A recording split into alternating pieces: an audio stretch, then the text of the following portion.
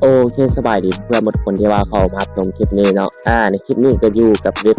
สร้างรายได้จากการเบิ่งคลิปวิดีโออีกแล้วเนาะซึ่งในคลิปนี้ก็จะมาแนะนำส่วนของวิธีการเติมเนาะซึ่งในการเติมนี้มันยังบ่ฮอกครับธนาคารเรา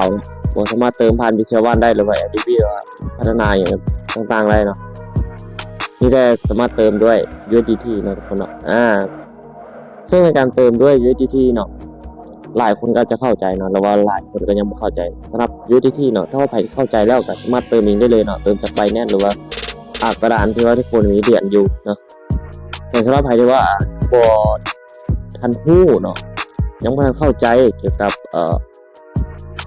ว่า USDT มันหยังก็ให้คนถามผู้แนะนำเนาะหรือว่าเติมผ่านผู้แนะนำก็ได้เนาะบอกให้เขาเจ้าเติมให้ก็ได้เนาะโดยที่ว่าเจ้าโอนกิจให้เขาเจ้าแล้วเขาเจ้าเอา USDT เข้าในระบบนึงเขาเจ้าเนาะสำหรับในการเติมเนาะเขาจะมาเติมเลยเนาะเขาจะเติมให้เป็นตัวอย่างคือ USDT เนาะแต่สำหรับใครที่ว่าจะเติมผ่านค่อยอย่างก็เขาจะแนะนำตามหลักกดเติมเข้าไปเริ่มต้นแม่เติมอยู่ที่15นะคนเติมที่15เนาะให้คนกดมาบนนี้เนาะเพราะว่าขึ้นมาบนนี้มันจะเป็น US เป็นธนาคารอยู่เนาะให้คนกดเข้ามาบนนั่น USDT นี่แล้วกดส่งเติมเนาะแล้วให้ทุกคนกดเลือกเอาเนาะ TRC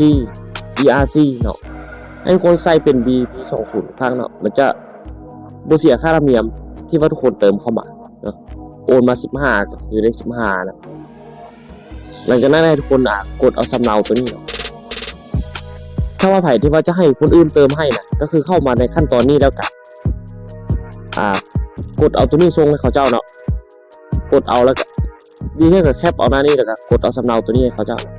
แล้วก็ไปส่งให้เขาเจ้าเนาะแล้วใครจะเติมผ่านค่อยก็ส่งมาให้ค่อยเนาะโอเคทุกคนจะไปโอนเงินมาแป๊บนึงเนาะ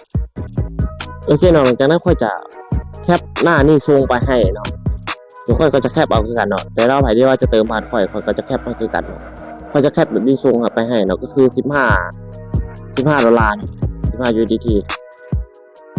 หลังจากนั้นก็ให้ทุกคนเอารูปที่ว่าค่อยส่งให้เนาะหรือว่าค่อยก็จะรูปตัวนั้นมาใส่คือกันหลังจากนั้นทุกคนกดยืนยันการเติมเงินบนนี้เลยเนาะก็คือตามนี้เนาะปึ๊บเข้าไปโอเคแล้วมันจะรอท่าเนาะรอท่ากับปรุงแต่งบนทีนะรอท่าแป๊บนึงเนาะก็คือสรุปแล้วมันโปรสามารถเติมผ่านธนาคารเราได้เนาะไม่ใช่ว่าใครจะเล่นก็เติมผ่านผู้แนะนำเนาะแล้วก็เติมผ่านค่อยก็ได้เนาะสำหรับเบอร์ติดต่อมันทักมาค่อยส่วนตัวเนาะเดี๋ยวเขาจะแนะนำให้สำหรับในการเติมเว็บนี้เนาะสำหรับในการถอนเดี๋ยวค่อยก็จะมีวิธีในส่วนของค่อยเนาะว่าในการรองรับในส่วนนี้คือกันเนาะโอเคไปรอทางเงินเข้าแป๊บนึงสำหรับหน้าเว็บค่อยก็จะอธิบายอย่างไรแล้วเนาะโอเคเนาะหลังจากที่ว่าเรารอท่าประมาณ2 นาทีเนาะเงินก็ได้เข้ามาที่เรียบร้อยแล้วคือ$15เนาะสถานะของค่อยก็อยู่ที่1 ดาวหรือว่า1 สตาร์เนาะ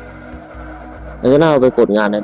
เดี๋ยวกดงานเขาจะแนะนำพร้อมเลยเพราะกดงานง่ายๆเนาะก็คือกดบนอันนี้เลยเดี๋ยวนี้เนาะแล้วกดบนนี้เนาะก็คือการเติมนี่มันเติมได้ตั้งแต่12 โมงขึ้นไป12 โมงจนถึงเที่ยงคืนเนี่ยก็คือ3 โมงเลยนะแล้วเกิดมาต่อง่ายๆนะทุกคนเนาะสำหรับการบึ้งงานกับเมื่อละ2 งานเนาะสำหรับคนที่เขาเติมมัน15 เหรียญเข้ามา15แล้วก็ค่อยกดงานได้ 0.5 จะรวมเป็น 15.5 เนาะทุกคนจากซัมมี่เนาะทุกคนเนาะสำหรับในการเติมเงินเนาะโอเคขอบใจเนาะมีอย่างบอกเข้าใจก็ทักมาถามค่อยได้เนาะเราไปจะเติมเงินก็ทักมาปรึกษาค่อยได้เนาะโอเคขอบใจ